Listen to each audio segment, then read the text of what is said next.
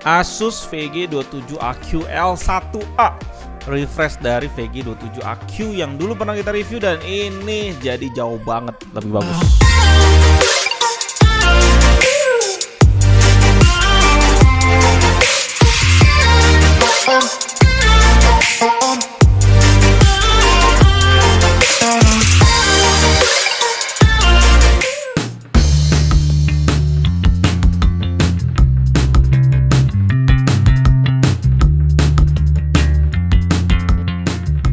Selamat datang di GTA Edition yang paling canggih di 2020. Tadinya sebenarnya yang mau gua review itu yang tipe 279QL1A, ada 9 ya. Dan itu masuk GTA di top 10. Tapi kayaknya kemarin ambilnya salah kode karena mirip banget lagi dari dusnya lah. Kodenya juga cuma beda 1, ya udahlah sekalian aja kita review. Gue ngerasa sekarang tipe TUF dari Asus ini kayaknya harganya naik mulu ya. Gue tahu sih ini memang speknya tinggi, tapi kan Asus punya ROG yang premiumnya tuh, tipe premiumnya. Dan TUF ini bisa dibilang tipe murah atau budgetnya, tapi harganya ini ya nggak murah-murah amat sekarang. Untuk dusnya kalian pasti udah pernah lihat juga di video kita yang sebelumnya di seri 279Q1A, nggak ada L-nya. Refresh dari 279 tapi nggak worth it di sana. Jadi ya kita langsung masuk aja. Bongkaran Asus sering banget bikin gue sebel sih, dalamnya kayak dipecah gitu sama dia, padahal dia tarik dari atas jadi dipecah dua gitu. Aksesoris yang dikasih pastinya udah lengkap banget lah ya untuk monitor harga segini. HDMI, DisplayPort, USB hub, dan kabel power masing-masing satu piece.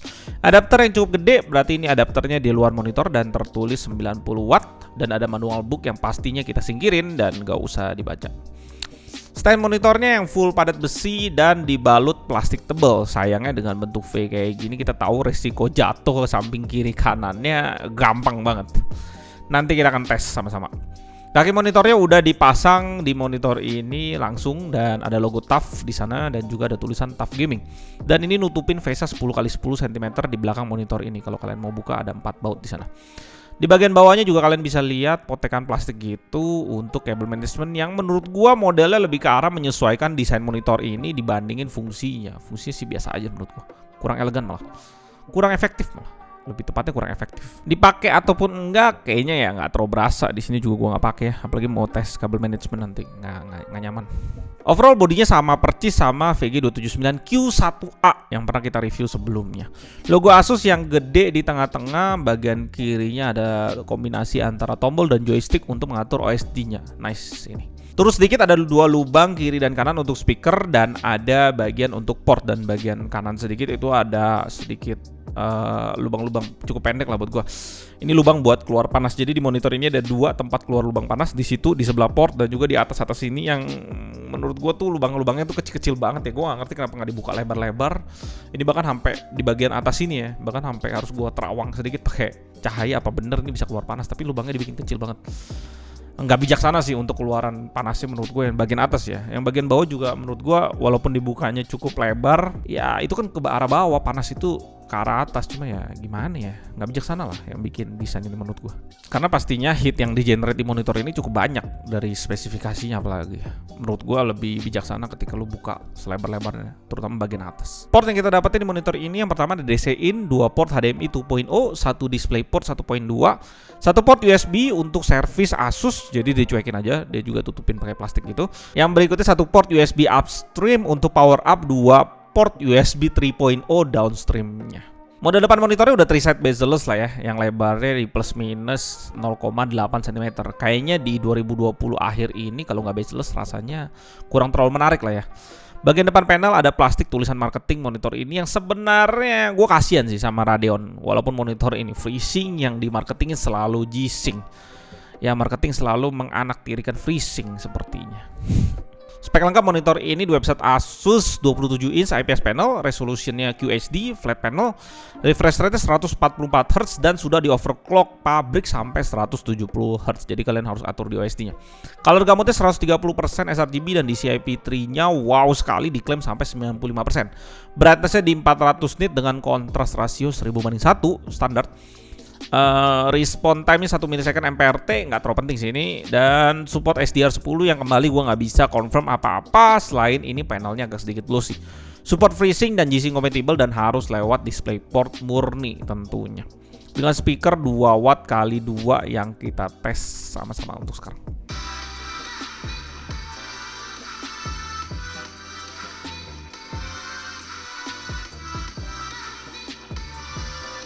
Kualitas speakernya sih untuk harga segini ya jujur aja agak mengecewakan ya. Kemarin ini gue baru review ViewSonic VX2481 yang ada speakernya.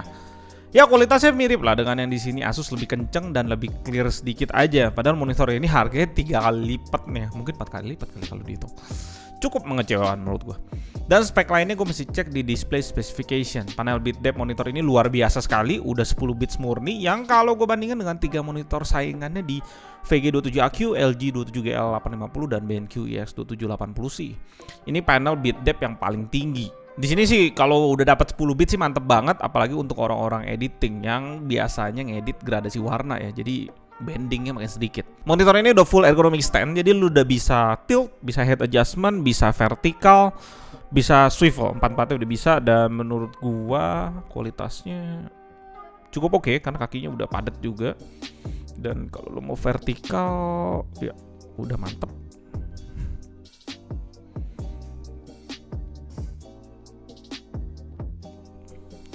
Dan vertikalnya di sini bisa 2 arah ya.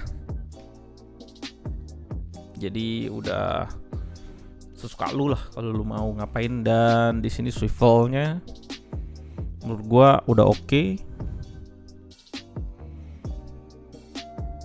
Tetap lah ya, kemulusannya nggak bisa ngalahin Xiaomi sih. Dan satu hal yang terakhir mungkin karena ini tipe V, kalian udah tahu lah ya, kalau udah sering ngikutin GTAD pasti kalian udah tahu ini gampang banget jatuh ke samping. Lu jadiin 2 tumpuan ini udah gampang banget. Walaupun ini agak sedikit susah dibandingin monitor-monitor harga 2 jutaan gitu, 3 jutaan. Karena ini kaki dan standnya tuh cukup berat, jadi setidaknya menambah kesulitan untuk jatuh ke samping. Ya, dan karena ada swivel gitu ya, dibanding monitor yang nggak ada swivel, biasanya gue di sini aja gue tarik kayak gini dia udah gampang banget jatuh. Karena ini ada swivel ngebantu sedikit. Berikutnya kita tes pakai data color. Di sini ada yang bikin gua kesel sih. Orang yang beli monitor ini kan bisa dilihat dari hertznya yang tinggi banget. Pasti orang-orang yang mainin game FPS ya, bisa bilang 80% yang beli monitor ini pasti buat main game FPS atau first person shooting. Karena mereka lah yang paling banyak bisa memanfaatkan hertz tinggi itu. Dan gue setting dong presetnya ke mode FPS, apalagi di sini paling terang ya brightnessnya di monitor ini. Dan menurut gue kenapa hancur juga, karena pas gue tes speaker kan gue nontonin orang nyanyi gitu lah ya. Kulit orang itu bener-bener oversaturated, nggak enak banget untuk dilihat. Dan gue nggak ngerti sih kenapa presetnya Asus dibikin jelek warnanya di mode FPS. Buat orang awam gitu kan pasti mereka pakai aja tuh preset karena nggak ngerti. Padahal dengan warna kayak gitu mereka jadi pusing banget main game FPS ya. Karena game FPS nggak butuh warna kayak gitu ya. Saran gue pakai preset racing di monitor ini, warnanya itu baru natural. Dan kalau kalian main game FPS pakai shadow boostnya untuk boost warna gelap, biar musuh pakai baju warna hitam nggak bisa sembunyi di kegelapan. Oke, jadi ini hasil pengetesan data color di mode racing. Color gambutnya memang luar biasa di sini, 100% sRGB, 89% Adobe RGB, 96% P3 dan 86% NTSC. Brightness-nya juga mantap, di sini bisa sentuh sampai 393,4 nits dengan kontras 1050 banding 1 dan white point-nya bagus di 6400 Kelvin. Color uniformity di brightness 100% agak gelap di 3 titik, max-nya sampai 4,6 delta E dan luminous uniformity-nya di pengetesan 100% brightness juga ya lumayan bagus, semuanya di 9% ke bawah. Nice, cukup rata brightness di monitor ini. Color akurasi di sini cukup oke, max-nya di 4,25 dengan average-nya di 2,10 delta E. Baru setelah dikalibrasi kualitas panelnya luar biasa sekali, turun max-nya ke 1,95 dan average-nya bisa sentuh sampai 0,53 delta E. Overall rating di monitor ini default tanpa kalibrasi dikasih Spider X di 4,5 poin. Nice. Hasil data color akan gue slideshow dengan pengetesan OSD dan bleeding di video di atas ini. Ya. Monitor Asus ini bisa kalian dapetin di harga 7,3 juta dengan garansi full 3 tahun Asus. Saingannya di kelas ini ada LG 27GL850 6,9 juta, Asus VG27AQ di 6,8 juta, Lenovo Y27Q di 7,4 juta, BenQ EX2780Q di 8,8 juta dan Gigabyte FI27Q strip EK di 9,8 juta. VG27AQ sih nggak usah kita lihat lagi lah ya, selain panelnya nggak pure IPS dan udah di refresh juga sama monitor yang di sebelah kita ini. Mungkin yang jadi spotlight di segmen ini sekarang ya LG dan Asus aja ya. Dimana posisi Asus di sini menarik dengan tambah sekitar 500 ribuan dibandingin LG ya. Kalian dapetin garansi 3 tahun. Itu penting buat beberapa orang yang selalu ngerasa bahwa 1 tahun lebih dia rusak gitu ya. Terus di sini panel bitmapnya udah dapat 10 bits murni dan ada speaker yang kualitasnya agak mengecewakan, tapi at least di sini nilai lebih kalau dibandingin LG, dan di sini juga hertznya 170 Hz. Dan kemarin itu sempat kita diskusi, gue sempat diskusi lah sama tim GTID ya. Gue nanya pertanyaan kayak gini, menurut lu kalau lu yang punya Asus bakalan pasang monitor ini di harga lebih murah dari LG nggak gitu ya? Dan jawaban terbaik sih ya percuma juga sih kalau Asus mau perangin harga, contoh dihajar di 6,8 juta ya.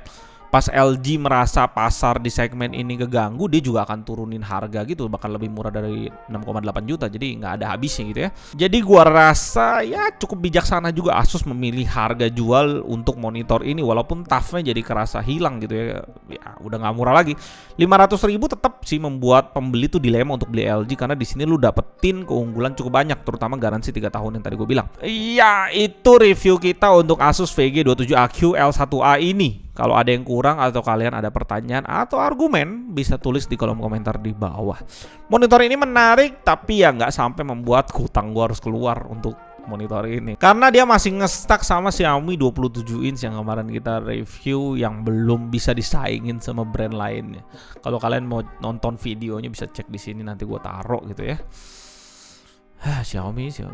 Gue Aldun dari GTID, sampai jumpa di video berikutnya dan tetap canggih.